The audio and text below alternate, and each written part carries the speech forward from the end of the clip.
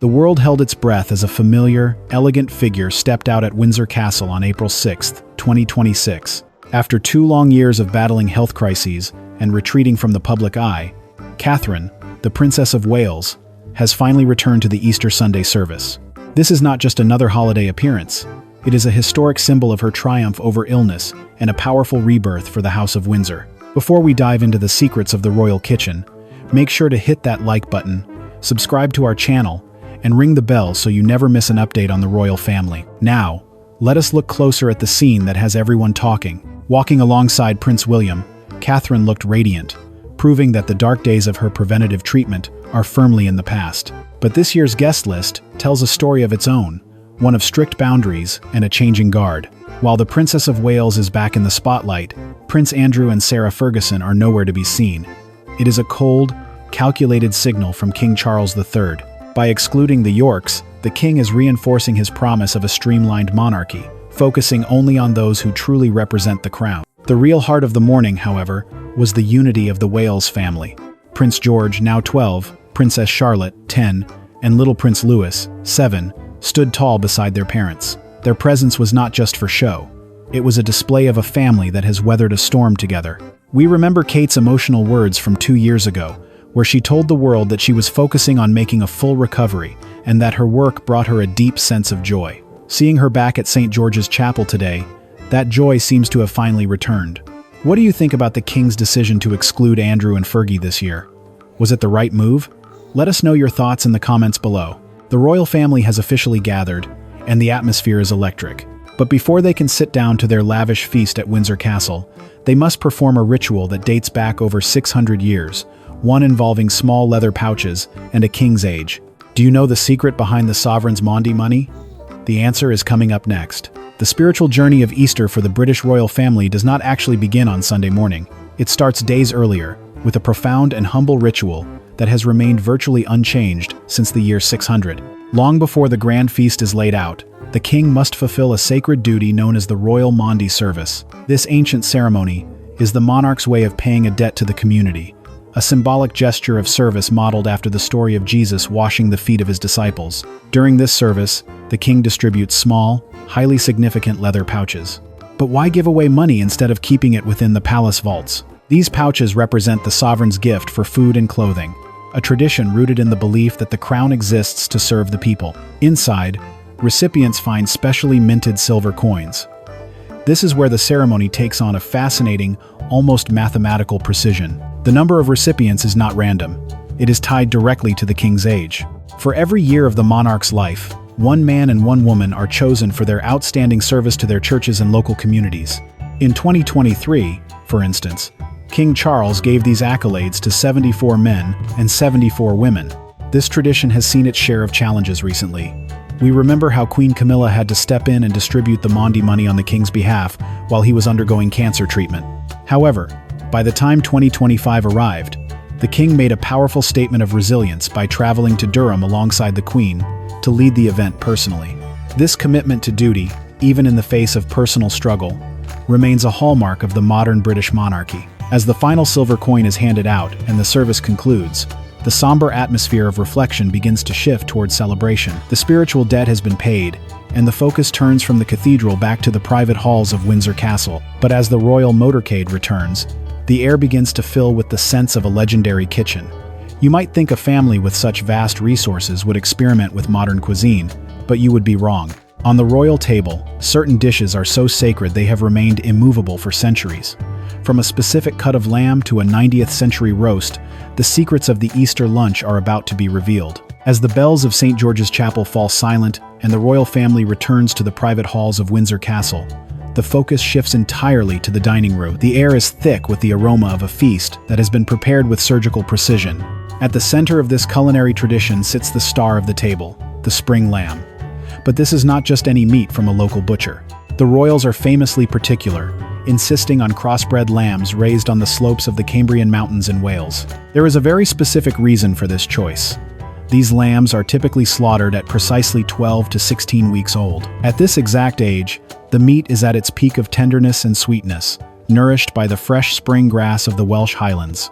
It is often roasted with a simple seasoning of salt and pepper, sometimes accompanied by a homemade stuffing of breadcrumbs, apricots, and lemon thyme. This dish is the very definition of a British Easter, a symbol of new life and the bounty of spring. However, for a family that values history as much as flavor, one roast is rarely enough. On special occasions, they reach back into the archives for a dish known as bœuf rôti à l'anglaise. This massive rib of beef was a favorite of King Edward VII, famously known as Bertie, for his love of the finer things in life. This cut is chosen for its incredible marbling, the thin streaks of fat that melt during the roasting process to provide a rich, deep flavor. And of course, no royal roast would be complete without Yorkshire puddings. These are described by chefs as nuclear explosions of batter, massive, airy, and golden brown, served with a gravy enriched by red wine and a hint of mustard. Former royal chef Darren McGrady once provided a fascinating look at the etiquette behind this meal. He recalled that the late Queen Elizabeth II would always be served first, but her preferences were quite unique. While many gourmets prefer their beef rare and pink, the Queen always opted for the more well-done cuts from the outer edges of the roast. This magnificent spread is the ultimate reward after a long period of reflection, but the savory meats are just the beginning.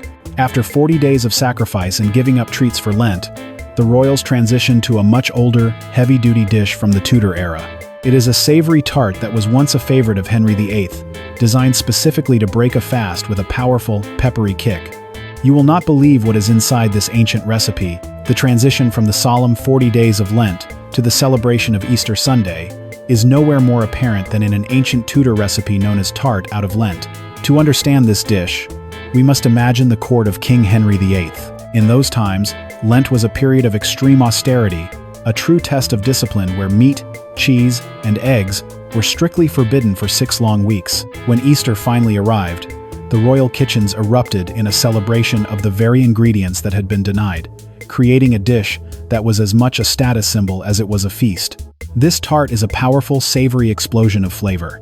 Its core consists of rich, crumbly Cheshire cheese, a variety chosen for its ability to provide a deep, tangy base without becoming overly greasy when baked. To modern palates, perhaps the most surprising element of this recipe is the incredibly heavy use of black pepper. In the 16th century, pepper was a luxury of the highest order, an expensive import that signaled the immense wealth and reach of the monarch. When mixed with cream cheese and eggs, the pepper provides a biting, sharp contrast to the richness of the dairy. It is the taste of liberation, a bold announcement that the season of sacrifice has officially ended. What truly fascinates culinary historians is the architectural skill required to create this dish. The royal chefs do not use a metal tin or a modern mold to hold the tart together. Instead, they employ an ingenious technique where the thick short crust pastry is hand-pinched and crimped into a freestanding circle.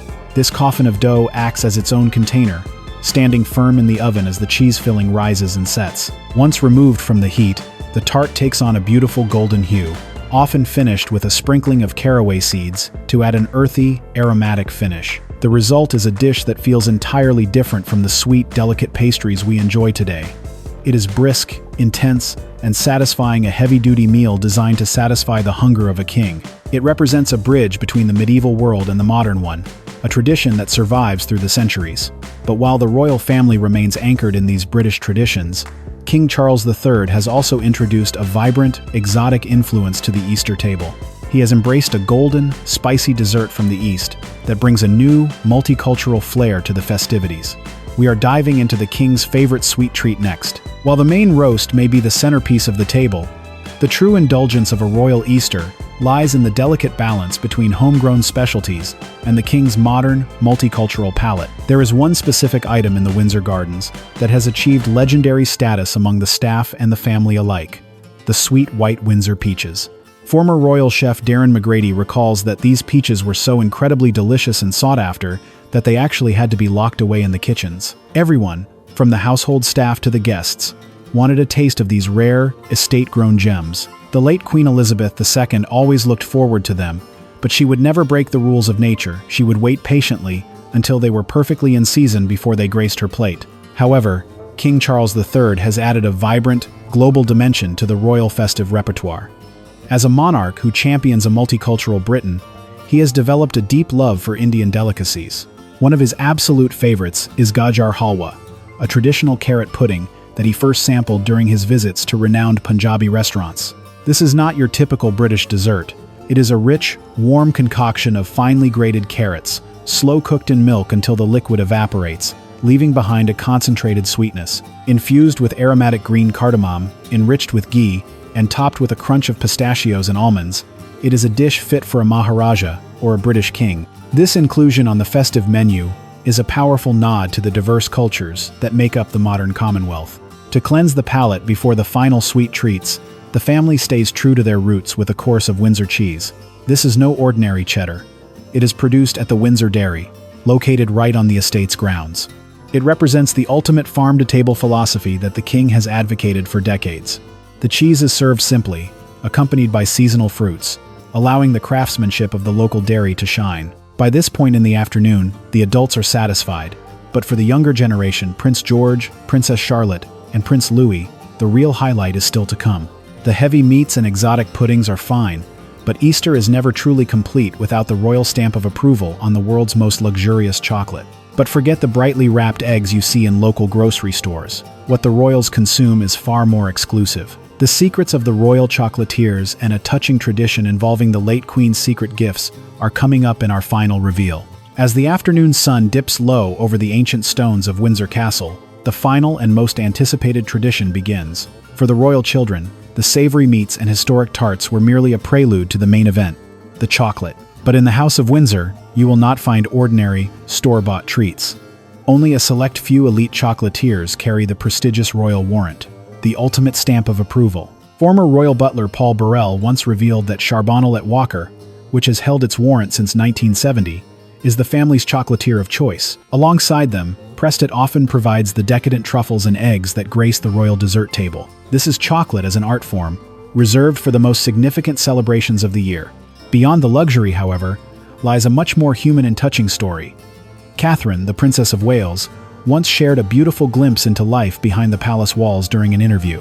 She revealed that the late Queen Elizabeth II would always leave a little gift or a small surprise in the rooms of her great-grandchildren whenever they came to stay. This quiet, grandmotherly affection has likely been carried forward into 2026, perhaps by King Charles or Queen Camilla, ensuring that the magic of Easter remains alive for Prince George, Princess Charlotte, and Prince Louis. While the palace never officially confirms it, there is always whispers of a private Easter egg hunt organized within the secluded gardens of Windsor. It is the one time of year when the future king and his siblings can simply be children, away from the flashing cameras and the weight of their titles. For them, the thrill of finding a hidden chocolate egg is just as grand as any state banquet. Ultimately, the Easter of 2026 is a milestone of resilience. It is more than just a gathering for a meal.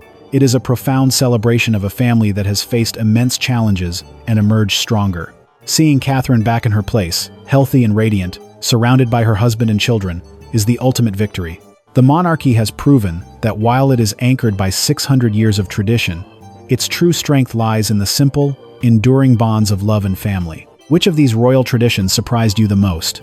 Would you be brave enough to try the peppery Tudor tart, or do you prefer the king's favorite Gajar halwa?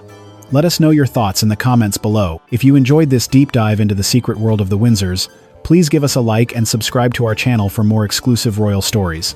Thank you for watching.